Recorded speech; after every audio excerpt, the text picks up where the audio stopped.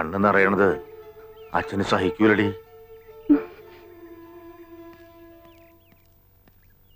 ആഹാ, ചേട്ടനിപ്പോ ഇവിടെ നിൽക്കുകയാണ്. എസ്റ്റേറ്റിലാരും നമ്മളെ കാത്തിരിക്കണേയിരിക്കും. ഞാൻ വരണില്ല, മനസ്സിനാകെ ഒരു വിഷമം. നീ പോയേച്ചും വാ. ആ, എന്നാ ഞാൻ പോയേച്ചും വരാം. ചെന്ന ഉടനെ വിവരത്തിന് കത്തയക്കാൻ കേട്ടാ. അതിന് നിനക്ക് എഴുതാൻ അറിയാവാ? അതിനെന്താണ്, ചേട്ടന് വായിക്കാനും അറിയത്തില്ലല്ല.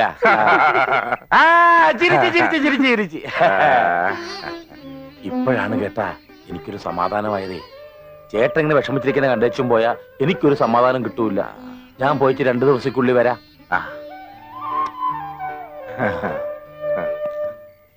ചേട്ടനും ഇവിടെ തന്നെ താമസം? അതെ. അപ്പോ കുടുംബമൊക്കെ? അങ്ങനെ ആരുമില്ല, ഞാൻ കല്യാണം കഴിച്ചിട്ടില്ല.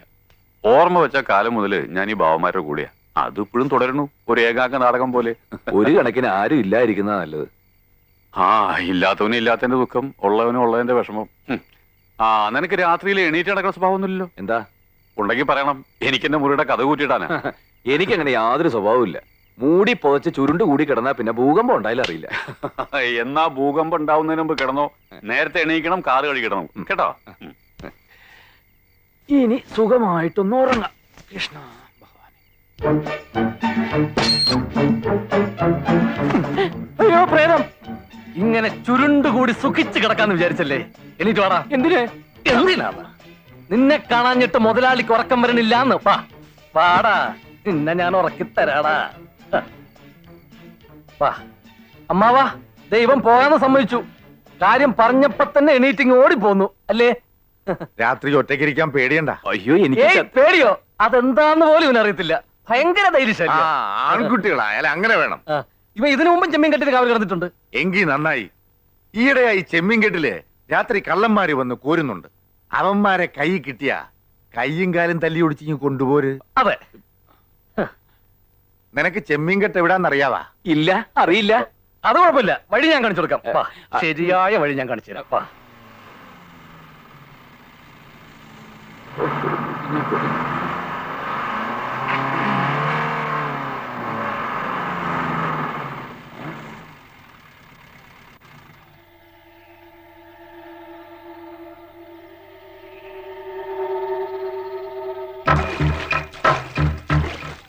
വേഗം ആവട്ടടാ.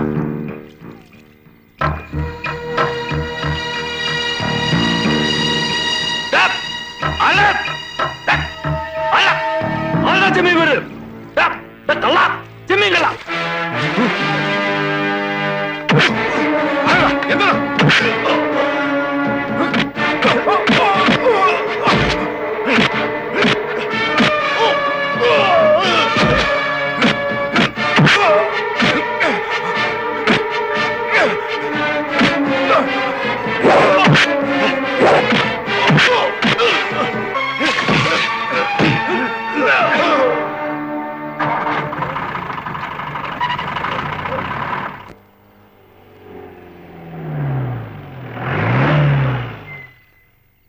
മുതലാളി,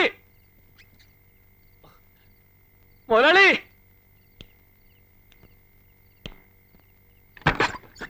എന്താടാ എന്താടാ വിളിച്ചു പോകുന്നത്? കള്ളന്മാരെ പിടിച്ച മുതലാളി അടിച്ച് ശരിപ്പെടുത്തി ഞാൻ കൊണ്ടുവന്നിട്ടുണ്ട്. എവിടെ? ജീപ്പിലുണ്ട്. ഇങ്ങോട്ട് ഇറങ്ങടാ പന്നികളെ, ഇറങ്ങടാ അങ്ങോട്ട്.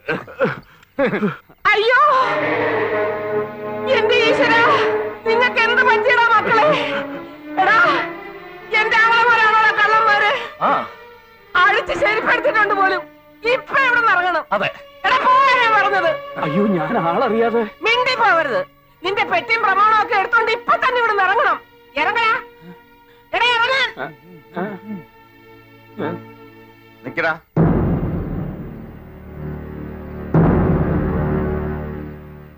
നിങ്ങൾ എന്തിനാടാ ചെമ്പീൻ കെട്ടി പോയത്? അത് പിന്നെ ഞങ്ങള് കൂപ്പിലെ കാര്യങ്ങൾ നോക്കാൻ വിട്ട നിങ്ങൾ എന്തിനാണ് രാത്രി ചെമ്മീൻ കെട്ടി പോയത്? അല്ല, കൂപ്പ് പിന്നെ ചെമ്മീൻ. കള്ള പരീക്ഷകള് നോക്കി നടത്തേണ്ട മുതല് കട്ടുമുടിക്കുന്നോടാ. മേലാലിന്റെ കൺവട്ടത്ത് കണ്ടുപോരുത്. കേരളം കെട്ടോമാര് പോകടാ. എന്തോന്നാ ഇത്ര നോക്കി നിൽക്കാൻ? കയറി പോകുന്നത് എല്ലാരും.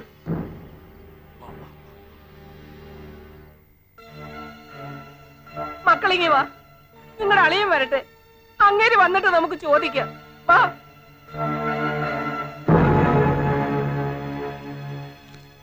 എന്റെ ആങ്ങളമാരെ എല്ലാവരുടെയും മുമ്പിലിട്ട് തല്ലാൻ അങ്ങനെ ആരാ?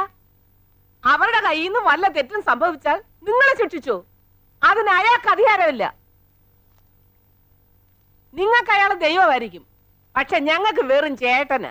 അയ്യോ, ഒരു ചേട്ടൻ. ഇത്രയ്ക്ക് അങ്ങോട്ട് ബഹുമാനിക്കാൻ 10 വർഷത്തെ മൂപ്പൊന്നും ഇല്ലല്ലോ.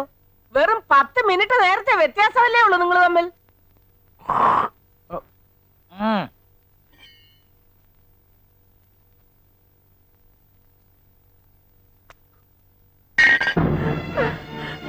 നീ പറഞ്ഞത് ശരിയാടി. 10 മിനിറ്റിന്റെ മൂപ്പേ അയാൾക്കുള്ളൂ. പക്ഷേ ഒരച്ഛന്റെ സ്ഥാനത്ത് അയാളെ ഞാൻ കാണണത്. ഓക്രിത്രം കാണിച്ച അയാൾ തല്ലും, ചിലപ്പോ കൊല്ലും. അത് സഹിക്കാൻ തയ്യാറാവന്മാർ മാത്രം അവിടെ നിന്നാ മതി. മനസ്സിലായോ? എന്ന് മാപ്പ് പറടാ. അയാൾക്കടെ കാലെ പിടിച്ച് മാപ്പ് പറ. അയാൾ ക്ഷമിച്ചെങ്കിൽ മാത്രം നീയെ കൂടെ നിന്നാ മതി. വേണ്ട, ആരും മാപ്പ് പറയണ്ട. അല്ലെങ്കിലും മാപ്പ് കൊടുത്തിട്ടുള്ള ശീലം എനിക്ക് പണ്ടേ ഇല്ല. തെറ്റ് ചെയ്താൽ ശിക്ഷിക്കും, അതാരായാലും. ഈ പറയുന്ന എന്റെ അനിയനായാലും. ഊപ്പിലെ കാര്യങ്ങൾ നോക്കാൻ പറഞ്ഞാൽ അവിടുത്തെ കാര്യങ്ങൾ നോക്കണം. വേറെ എങ്ങും നിങ്ങളെ കണ്ടുപോരുത്. മനസ്സിലായടാ? പൊക്കോ.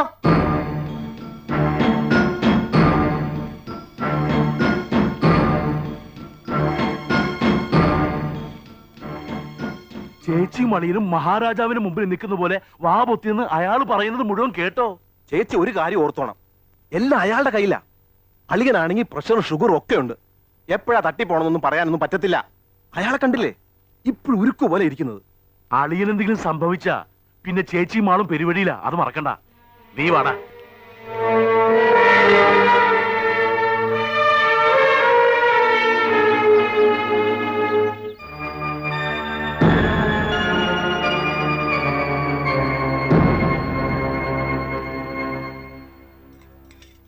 കുറേശ്ശെ വിളമ്പി കൊടുക്കടി. അധികം തിന്നാലേ എല്ലിന്റെ ഇടയിൽ കേറും. ഇപ്പൊ തന്നെ നെകളിപ്പ് കൂടുതലാ.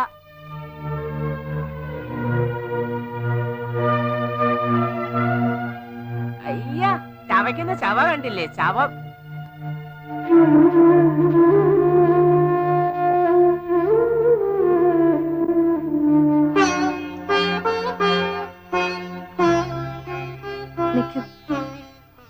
ചെറിയ ഇങ്ങനെ ഓരോന്ന് പറയും, അതൊന്നും കാര്യമാക്കണ്ട. ഇയാള് കഴിച്ചോ? വേണ്ട, മതി. അത് പറഞ്ഞാ പറ്റില്ല. ഇരുന്ന് കഴിച്ചേ. നീ പൊയ്ക്കോ, ഞാൻ വിളമ്പി കൊടുക്കാം. കഴിക്ക്.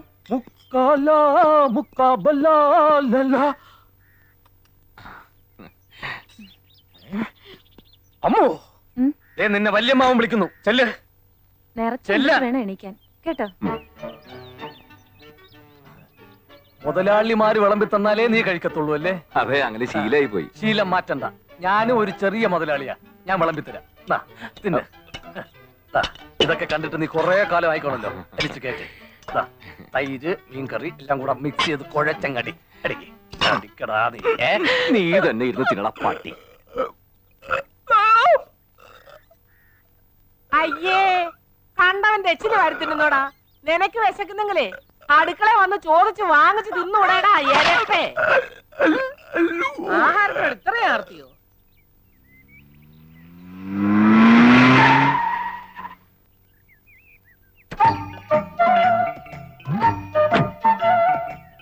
പോയി വിളിച്ചോണ്ട് പോടാ. ആരെ? നിന്റെ വീട് വന്നിരിക്കുന്നത് പറ. ആരാടാ അവിടെ? കൊട്ടാരം വീടണെന്നാ പറഞ്ഞത്. ആര്? ഈ കൊടക്കമ്പിയ? മുതലാളി,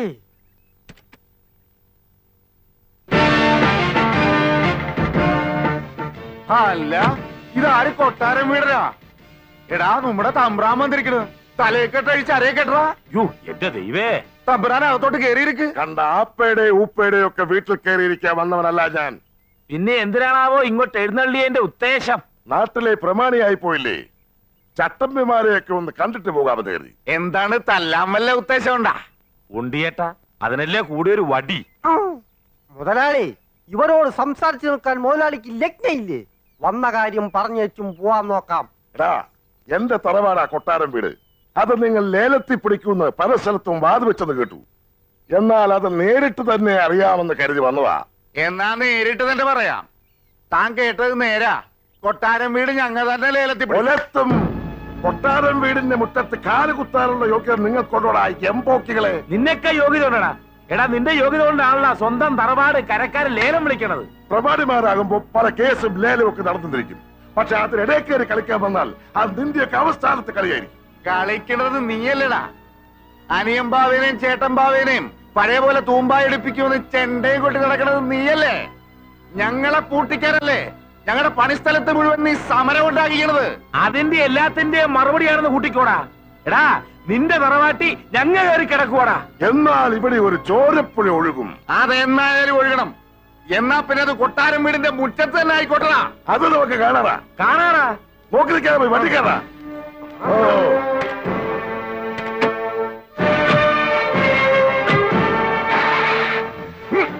നമ്മളോടാ കളി.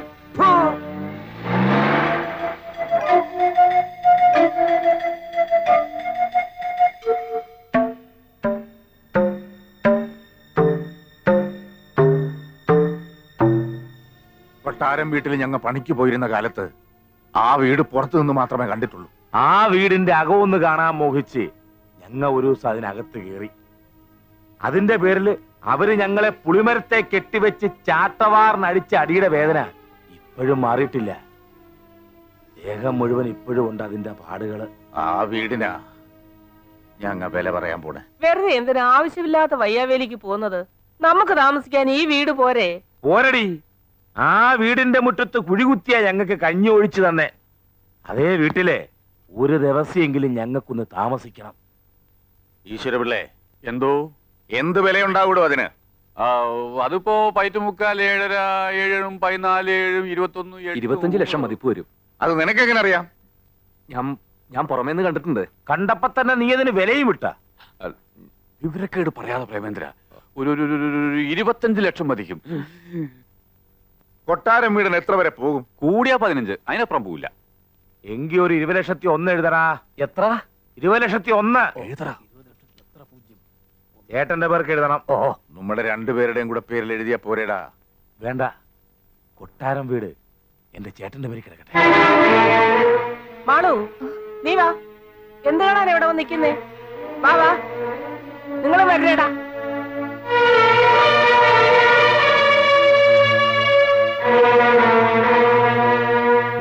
കളത്തറ ബാപ്പുട്ടി മകൻ കുഞ്ഞു മുഹമ്മദ് 10 ലക്ഷം രൂപ.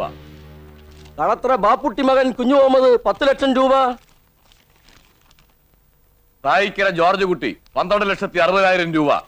തായിക്കര ജോർജ് കുട്ടി 12,60,000 രൂപ. മെസേഴ്സ് ശങ്കർ ആൻഡ് സൺസ് 15,14,000 രൂപ. മെസേഴ്സ് ശങ്കർ ആൻഡ് സൺസ് 15,14,000 രൂപ. കൂത്തുപറമ്പിൽ കുട്ടൻ ബാവ എന്ന ചേട്ടൻ ബാവ 20,01,000 രൂപ. കൂത്തുപറമ്പിൽ കുട്ടമ്പാവ എന്ന ചേട്ടമ്പാവ 20,01,000 രൂപ. അടുത്തത് കൊട്ടാരം വീടന്റേതാണ്. കൊട്ടാരം വീടൻ 20,02,000 രൂപ. കൊട്ടാരം വീടൻ 20,02,000 രൂപ.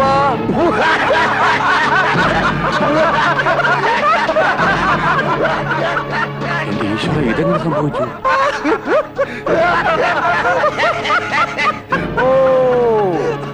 താനിവിടെ ചോരപ്പുഴ ഒഴുക്കി വള്ളം കളിക്കാമെന്ന് കരുതിയല്ലേ?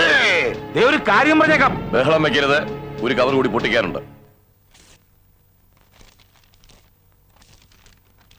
കൂത്തുപറമ്പിൽ കുഞ്ഞമ്പാവ എന്ന അനിയൻ ബാവ 25 ലക്ഷം രൂപ. കൂത്തുപറമ്പിൽ കുഞ്ഞമ്പാവ എന്ന അനിയൻ ബാവ 25 ലക്ഷം രൂപ.